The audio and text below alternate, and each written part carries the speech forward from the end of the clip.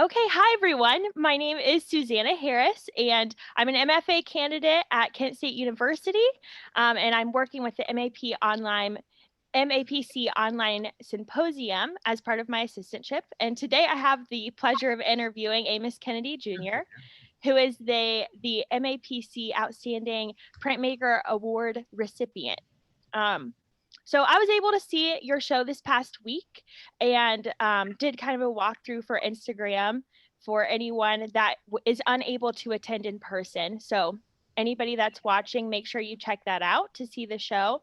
And this show is primarily, or I guess 100% made up of printed posters of social and political commentary that you printed with letterpress. So can you kind of tell us about the process, what your process is like in making these posters, first off, I guess? Oh, what my process is like in making the posters. It's extremely complicated and laborious and boring. So that's enough. It's I use letterpress printing, which is a form of relief printing. And I think the uniqueness of it is that you're using these individual characters to create words that you use over and over again.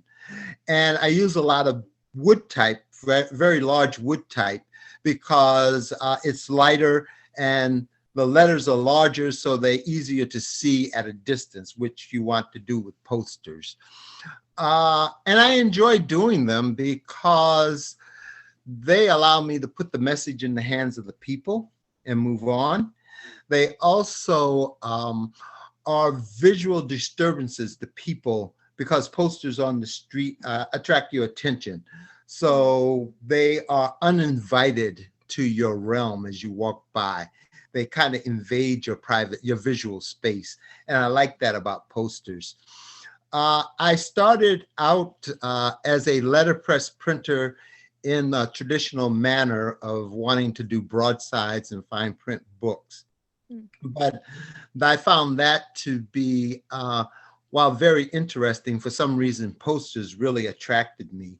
And about 20 years ago, I started doing almost exclusively posters and large scale printing.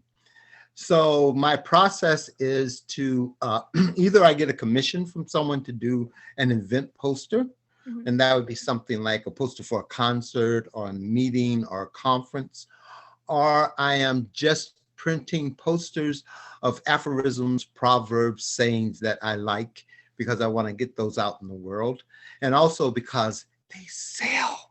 Money off of them. Which is important. Yeah.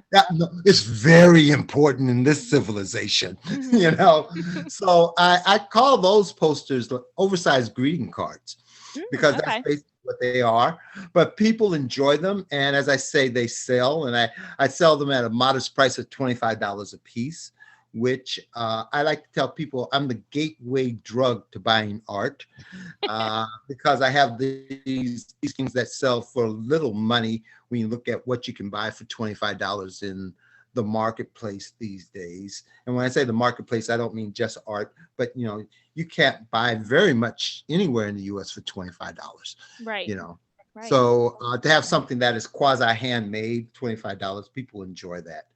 And so I do a lot of those because that is my bread and butter, so to speak, income until COVID came along and killed it, but that's okay. COVID is that there's something good is going to come out of this, and we'll find out in the future. It'll be a rearranging of our relationship with art and the way that we purchase art, I think.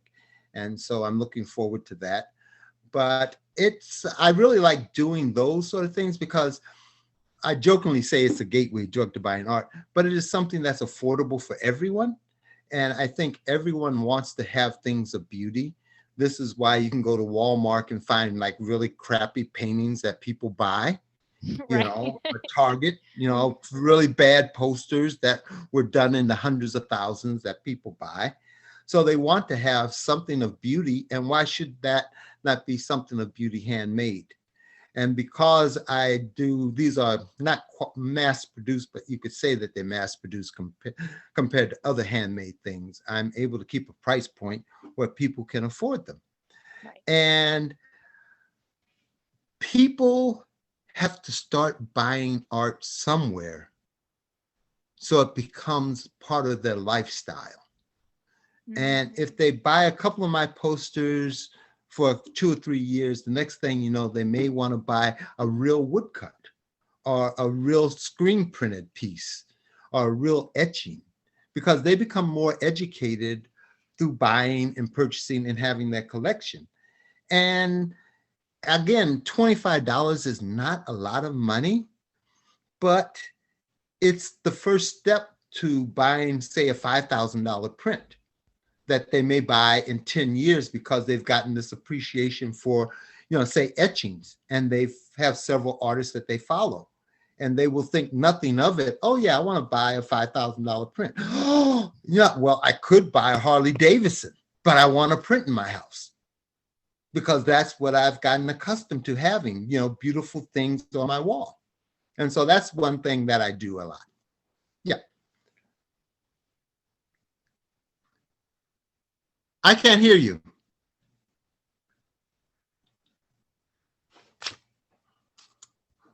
Let me make sure my sound is on. Yep. Nope, can't hear you. I was hearing you. Now say something. Nope.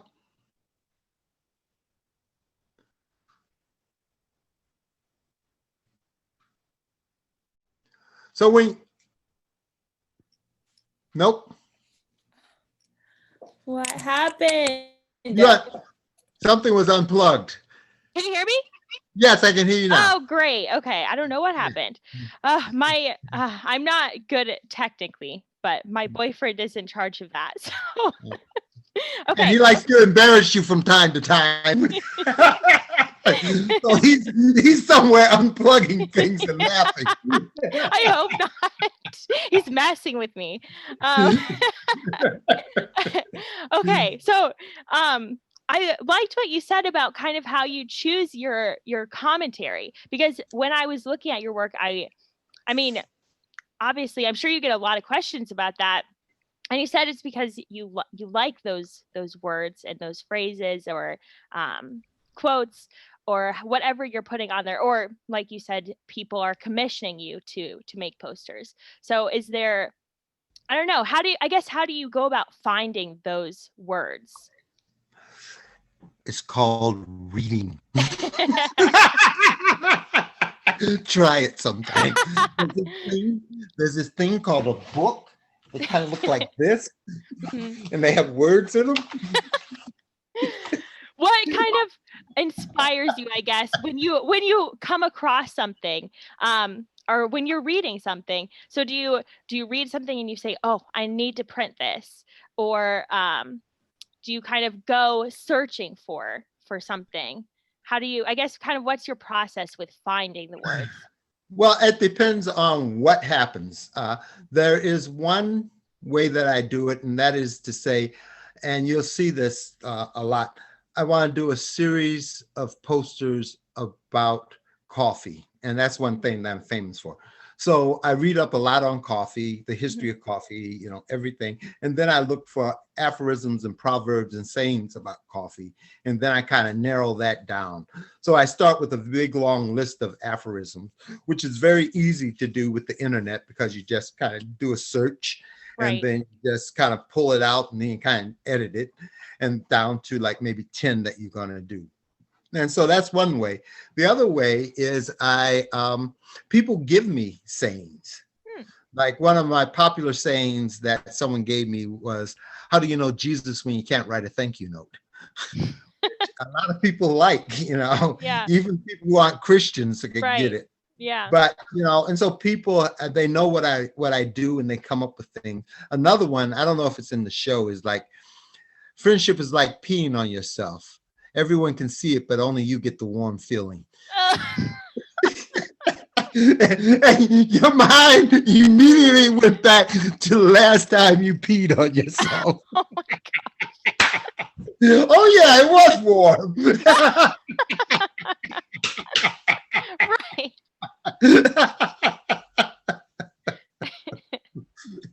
Yeah, so people give me things, and then I have a list, and then I go through and print periodically.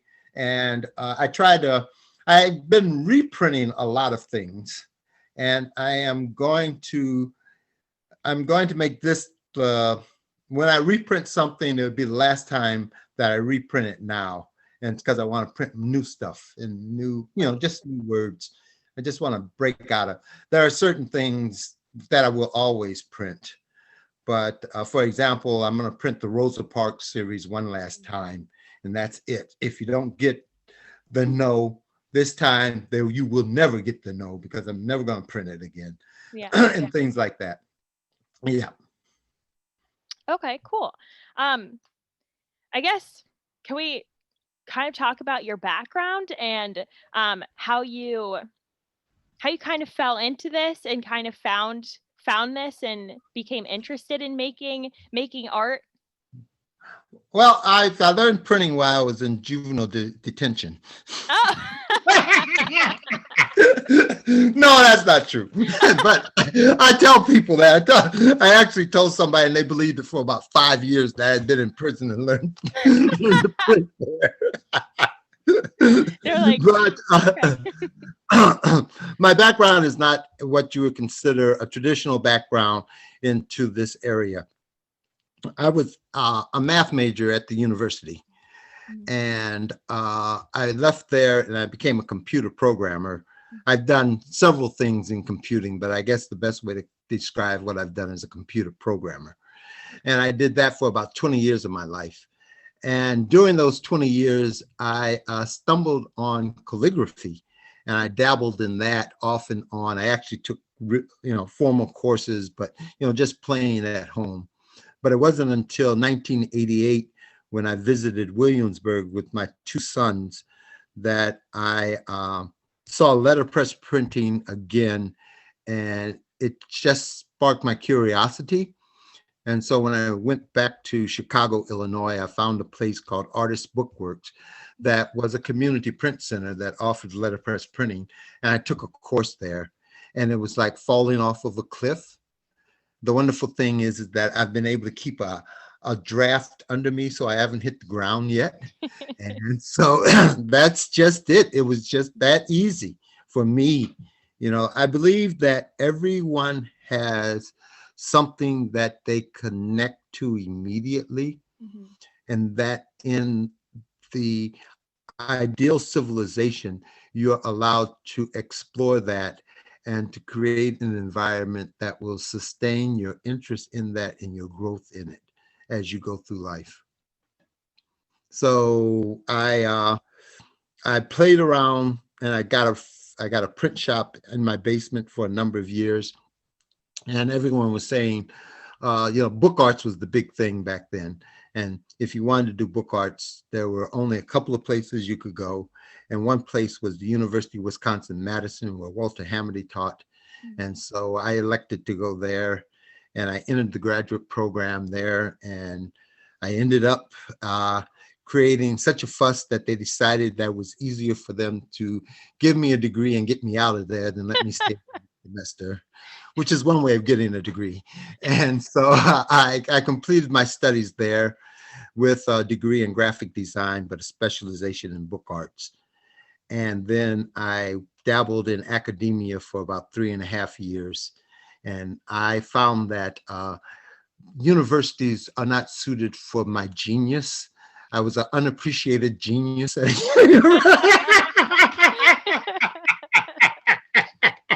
my humble opinion.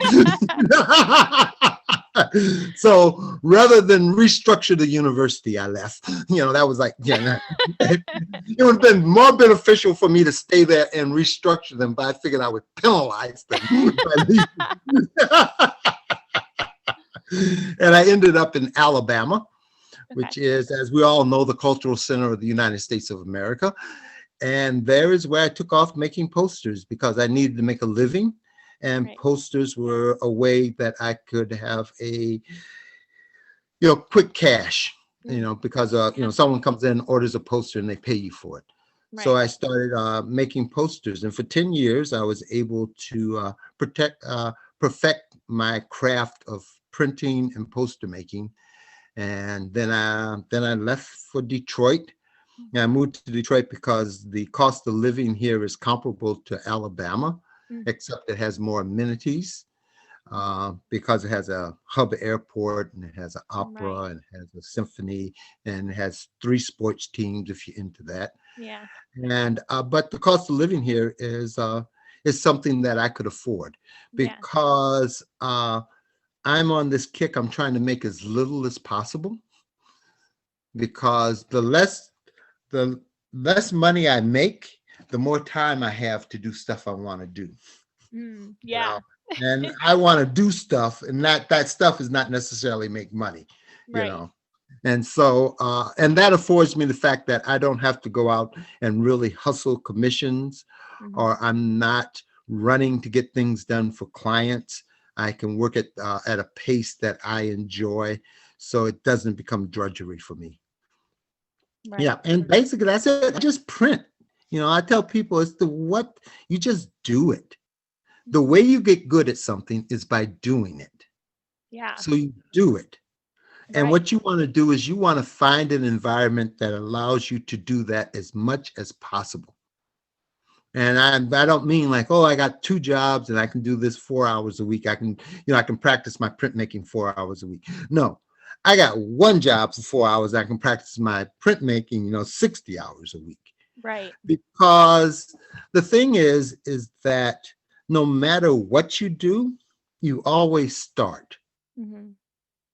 And when you start, you are not necessarily making a lot of money. In some jobs, you don't make a lot of money. You just make it every week. And you're like, oh, I got an income every week. That's really important. But now when I started making posters, I didn't have income every week, but I had income occasionally. So I was able to, I tell people there's about 5 years where it takes you to the point where you can actually say, I'm now making no money. I'm not losing money, but I'm not making any either. Right. And then another 5 years before you have a small base, a small following where you start to make money. And then another 10 years where you can actually say, no, I don't have to take that job, or I don't want to do that because I just don't like that personality. You have to have a couple of clients from hell to know when there's a client from hell. Yeah. And in 10 years, 10 years, you're like, that's a client from hell. I'm not going to take that. I just don't need the aggravation. Right. And so, And so that's the whole thing, is that you have to make things, but this civilization doesn't give you that 10 years to grow. Right. Now, if you're a college professor, if you take off to be a college professor, you got 3 years as an assistant professor. And then you go up for associate professor, and you go up for tenure and everything. So it isn't like you walk in, hey, guess what? I'm a professor. I'm only teaching 1 class a semester with 2 students in it. And the rest of the time is research, No, like, oh, I got 300 students in my introduction to printmaking class. And only 5 of them want to be there, Yeah. And so if you talk to your professors, it's like, no, like after about 10 years, I kind of know how to teach. I know, because I've had enough experience. I've seen enough students that I can kind of start see archetypes come in. And so, now I'm comfortable and I'm in a groove. And so that's true. Even if you go into corporate America, you're not going to be the CEO of Bank of America after 2 years, But no one ever tells, I don't think people tell individuals who go into art that, it's like, give yourself 10 years. Right. And then you're ready to start.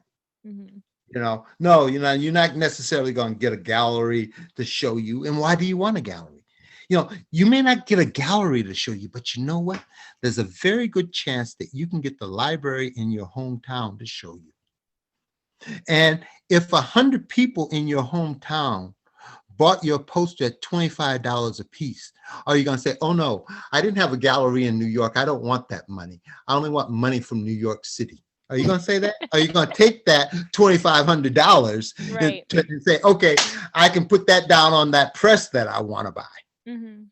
And so, yes, look for those sort of spaces that are not traditionally occupied by people in art. Right. Like if you are a church going person, say, hey, can I put up an exhibition in the church, meeting room? Yeah. Oh, I didn't know about that. Oh yeah. And people support you that know you. Mhm. And so you get out there and you put yourself out in those non-traditional spaces and you build a clientele. I jokingly tell people, yeah, my posters sell for $25 a piece. But if I show up at a craft fair after Thanksgiving and before Christmas, I may sell $2,500 worth of posters because it'd be like, oh, I want to get this for my cousin. I want to get this for my brother. I mean, what is the Secret Santa gift is normally like $20. Right. Mm-hmm. So I drop it down to $20 so I can get all the Secret Santa. Oh, well, I can come here and buy 10 Secret Santa gifts. I'll buy my Secret Santa gift for, me and my husband because we both work two different places, Mm-hmm. and I'm good to go. Yeah. And I'm not going to go to Target and buy a crappy, mug that was made in China by some machine. Right. And, Target's getting, like 90% of it. While here, this guy is going to get 100% of it. 90. Right. They're going to get, the 90%. Target art is expensive too. Right. It's as much as any artist would be charging or more even sometimes. But again, people, the only time people hear about art is a Rembrandt sold for $2.5 billion. I'm never going to have $2.5 billion. Or even like, oh, that's a $5,000 print. Mm-hmm. I can't afford that. Well, here's a $10 print. Here's a $20 print. And I tell students, especially, well, no matter what you do, okay, you make prints and you just think of it as practice for making your ultimate print. So you go in there and you make lots of prints all the time, because the more prints you make, the better printmaker or the better printer you become. Mm-hmm. That's how you become a good printer, by printing. Right. So you make 100,000 prints and you're like, oh, that one has a smudge on it. So yeah, oh, that one has no. I'm going to sell all those. I'm going to sell them all for $10 a piece. Because if I sell all 100 of those at $10 a piece, I got $1,000 and I can go buy me some paper. Right. I'm not going to throw these away and say they're worthless because, they don't meet the standards of my printmaking professor, mm-hmm. Who has a tenured job with healthcare and retirement. Okay. Things that you don't have. No, I'm going to sell everything. Mm-hmm. And think about, as you're doing it, it's a practice thing. I tell students, just make some quick, do some practice prints before I say I'm doing my edition. Just so when you get ready to do your edition, you're relaxed, you're limber. It's the same way a concert pianist does finger exercises before they start to practice the piece that they're working on for the concert. Oh, I'm going to do this. Yeah, and I'm going to build on it. And I think these are things that happen as you print, and as you are into it, you see how to better maximize your time and get more enjoyment out of it. Because if you don't like printing, find another thing to do. Right. Become a lawyer. Mm-hmm. You cannot like that and make money. But if you don't like printing, you're not really going to make money, right. So yeah, and just do it, all the time.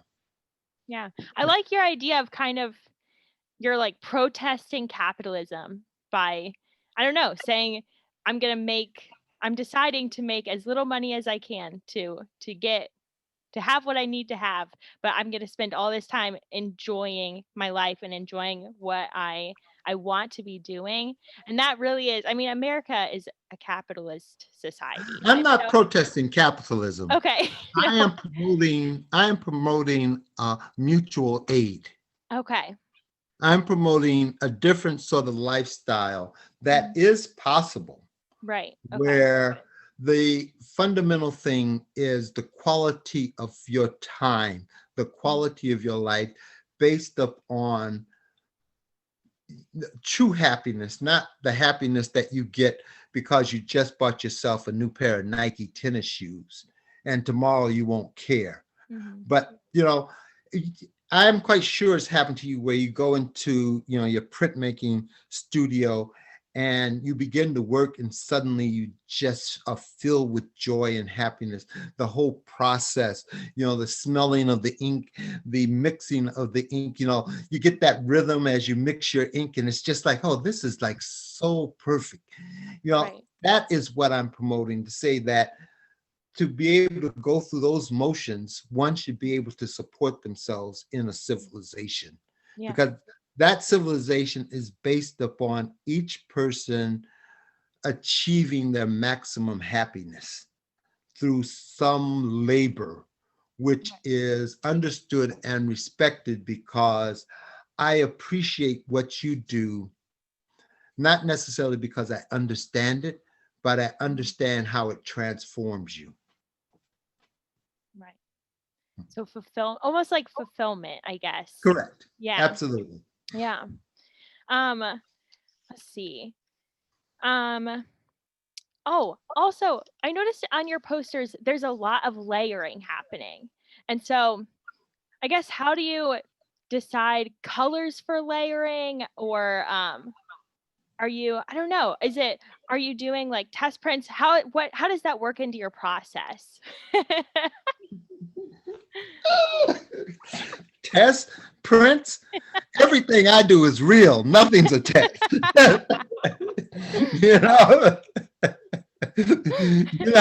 When you say Amos, there's a thumbprint on your poster. That's where I wanted it. Like, that's supposed to be there. Yeah, right. If it's there, it was supposed to be there. Well, the story about layering was that when I first started printing, I had no money. Seriously. I used to pick pennies about this. I still pick up pennies because that was to supplement my income back then. But I had a commission, and I was doing a border in text, and I misspelled one of the words. And I'm like, I don't have any more paper to do this. So I said, I will just print over it until you can't see it. And so as somebody said, oh, you became a doctor, you bury your mistakes. And I said, yeah, and so initially I was just doing layers to have this confusion and color in the background, and then putting the text in black. But as I kept doing it, I found that, and you'll see that my layers actually reinforce the text on the black text. So for example, the Rosa Parks series, or the coffee series, or like any series, the Rosa Parks series, there's one layer that has important dates in her life. There's another layer that talks about the fact that she was the secretary for the NAACP. She was this and she was that. So each layer has some information about her. And then you have the text on it. Right. And as far as the colors, what I do is I have red, yellow, blue. What's the other color? Red, yellow, blue. That's it. And then I have silver, gold, black, and white. Okay. Those are the only colors I have. I only have 7 colors. Now that red could go from, rose pink to burgundy. Mm-hmm. But if you ask me, it's red. It's red. Yeah. Okay. Yeah. Simple minds need to keep things simple. And so what will happen, I will just print backgrounds. So my first background is normally just what I call a flat. And that's like 11 by 18 inch block that I print just a flat color. Okay. And so one day I may come in and print all sorts of greens, and next day all sorts of red. And I just kind of do this when I have downtime, and I stack them up, and then I mix them up. So I don't have all the greens in one stack, just whatever. Yeah. And then when I get time to do a series, I will pull 2,000 from the stack. And then I make 4 stacks of posters. One is the red, one is the blue, one is the yellow, and one is what I call miscellaneous. And then the red stack, I go from like a very light pink to a very dark burgundy and everything in between. The same thing for the yellows and the blues. And then the miscellaneous is like gold and silver and white and black and brown and things. So in the yellow, I could have orange because orange could be either red or yellow. Then once I do all those in the first layer, then I mix them all up again. And I make 4 stacks and I do it again. And so I just constantly just churn these things. So it isn't like, oh, Amos, did you do a color theory to figure out that that is working very? Nope, that's pure luck. I like to tell people God looks after fools and babies, and I change my diaper on a regular basis. Because sometimes I get colors that just work perfectly, and other times, I'm not happy with it. But as I tell students, when they say, I'm not happy with that, I look at them and say, are you going to buy it? And they say, no. All right, then. You have no say in it. Yeah. Who has some say in it is the person who's going to buy it. And if somebody comes up and says they want to buy that, you're not going to say, oh, no, that's horrible and you have bad taste. You're going to take their money and say thank you. Because you cannot figure out what the market wants. You know, I've had people to buy things simply because it was an event that was on the day they got engaged. They didn't care about the color. They didn't care about the event. You know, it's like, oh, that's on the day we got engaged. Let's keep that for a sentimental reason. So just because you don't like purple and green, there could be somebody out there that's their favorite colors and they want to buy that purple and green because it's so hard to find those 2 colors together, they may say, you know. Unless, of course, you're in New Orleans, then you see purple, green, gold all the time. Yeah. So, okay, you are very active, I would say, on social media and Instagram. And you're you've been to the porn site. Oh, great. Yeah, you know, like I said, old men don't have it, but I got a with 100,000 followers. I'm like impressed with myself. I know.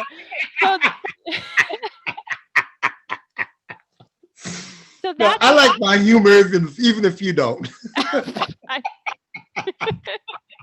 It's fine. It's great. But that's at Kennedy Prints is your handle for that. And then you also now have, you're active on Pile of Bricks. And yes. So can you kind of tell us more about that exciting endeavor? Oh, Pile of Bricks. Yes. Well, when I moved from Alabama to Detroit, one of the reasons I moved was because I wanted to establish a facility for people who wanted to engage in letterpress printing, because most people who get introduced to it do so at a university level. And when they graduate the university, they discover that the presses don't go with them. They can't pack them up and move. And if they could, they don't have any place to put them in their 1-bedroom apartment. Right. You know, and then if you wanted to, you know, further your studies in letterpress printing, you would have to be in a fairly large metropolitan area where there was a community print shop. Mm-hmm. And then you would have to have a sum of money to become a member to access those facilities. And then you would have to have time. And so I said, well, you know, I was very fortunate because for the first 3 years of my printing, everything was free to me. Someone gave me a Vandercook printing press. Wow. Okay. Yeah. Wow. and my second one I had to buy for $50. Can you read that? Well, look, that's like a 500,000% increase in price. That's 2 of your posters.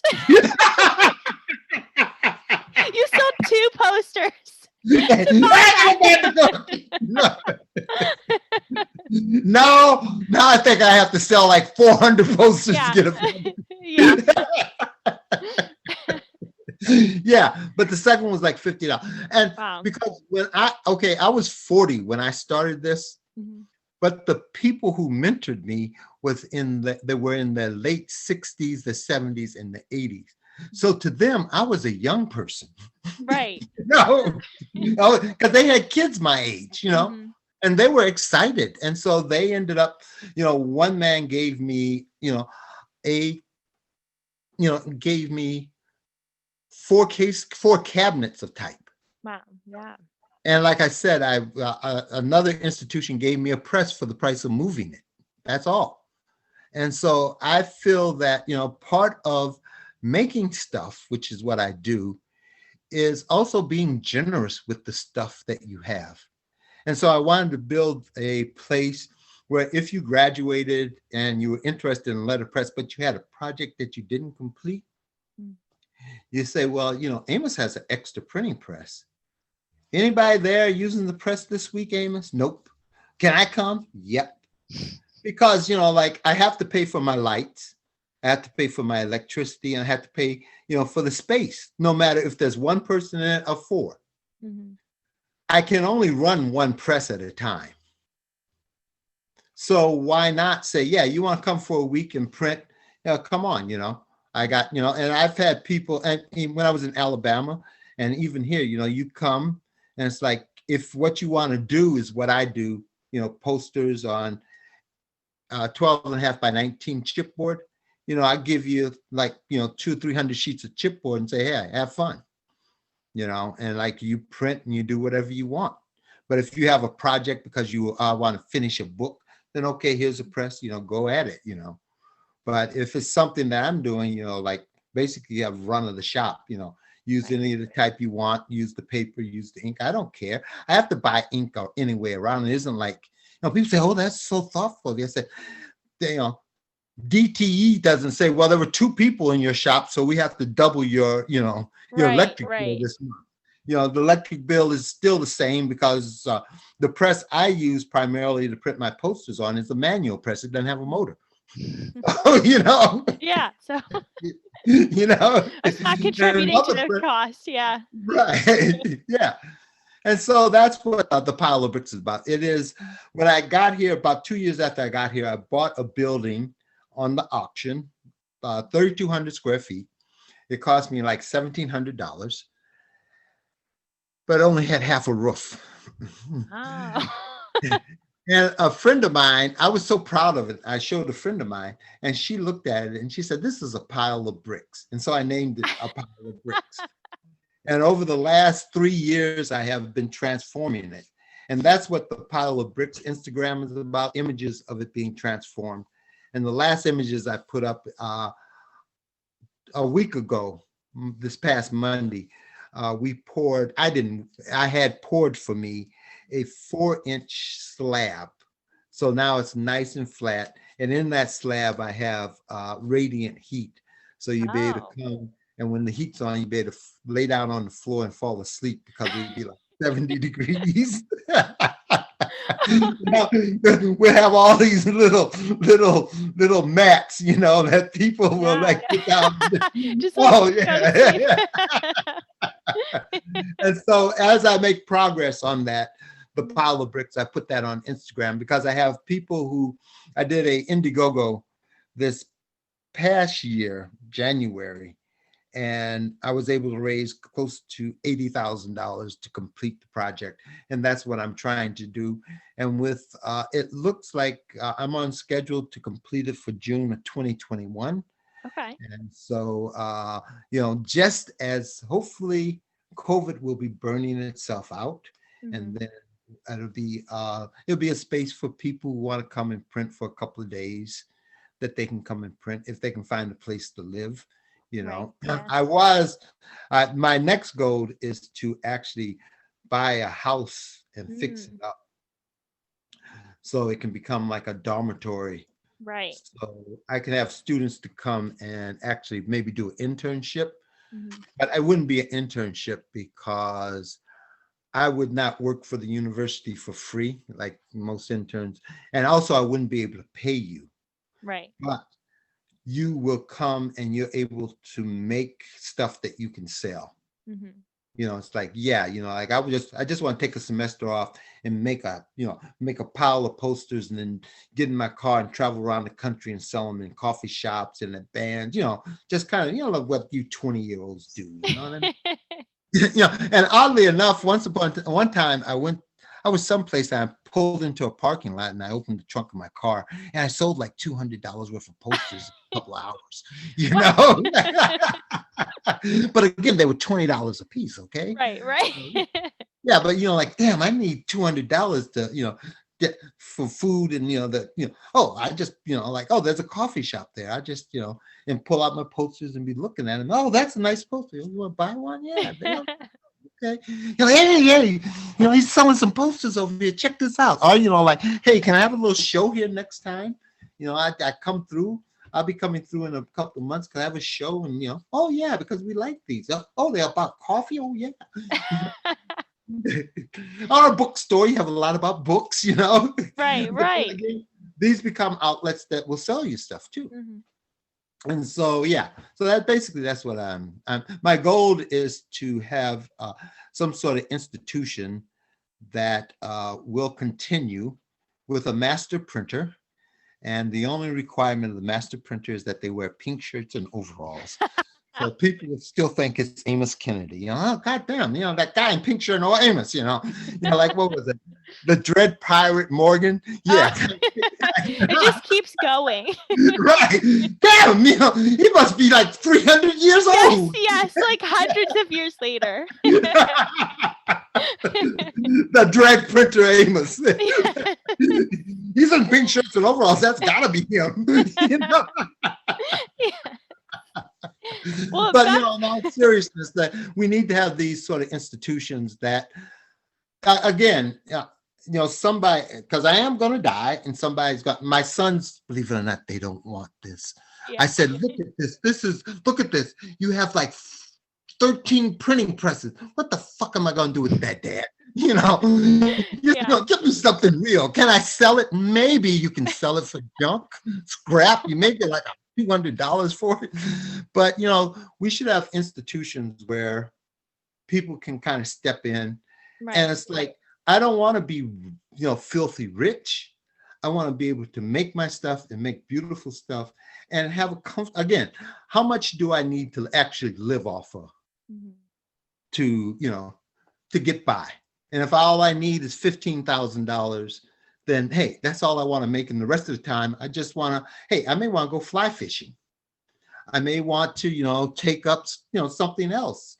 But, I just may want to print and teach other people to print and hope that they have this wonderful experience through printing that I do. So that's my goal. Yeah. I mean, it's congratulations. On already even making a good amount of money, raising a good amount of money for working on it. Congratulations. Well, I'm very appreciative of the people, of my supporters, because they they believe in the dream that I believe in and see that it's possible. And so I'm very excited about that. Yeah. That's amazing. I'm excited. I personally wanted to hear more about it just because I've been following along. Yeah.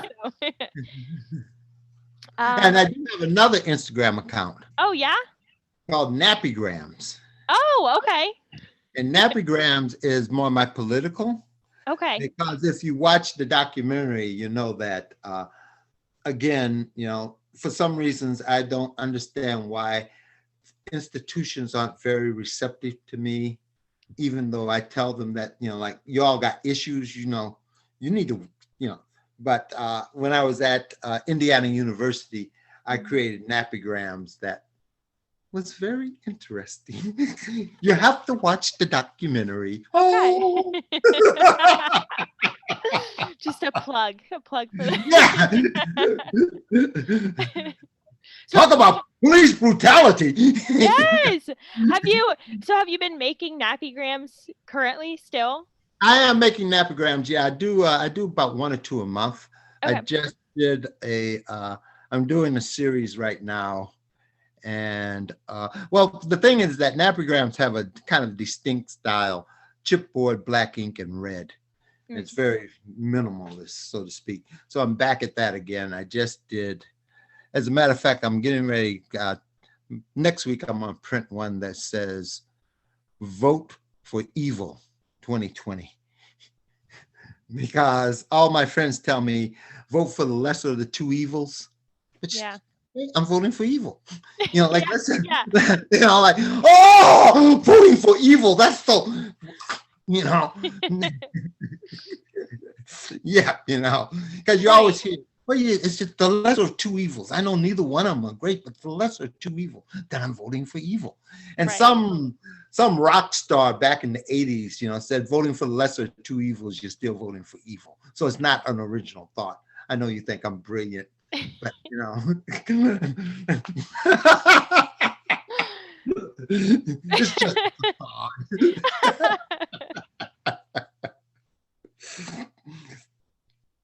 Well, this has been great. I think we might need to kind of wrap it up a little bit, just because we don't want too long of an interview. But is there anything Well, else? it's been too long already. People are like, I him. Turn the channel. No. No, you've been great. It's been a great time talking to you. Okay. Well, Thank you very much. Yeah, And I thank you. hope that I hope that the event turns out to be far more successful. And I hope that one of the things is that, you know, this virtual, because it's virtual this year, that when it is returned to what we would call live, that they would continue the virtual. Yes. You know, because, you know, and again, it could just be, okay, you can do it virtual for like $10. But, you know, and people can, you know, tune in when they want to, not tune in. And then as this is going to be recorded, so I think you're going to put it up on YouTube or something. Yeah. Yeah, you know, you know, because then it allows more people to participate. And the more people that participate, you know, they will probably be, you know, again, if you have 100 people participating, you may get 2 to stay. And that's better than having no one participate and having none to stay. Right.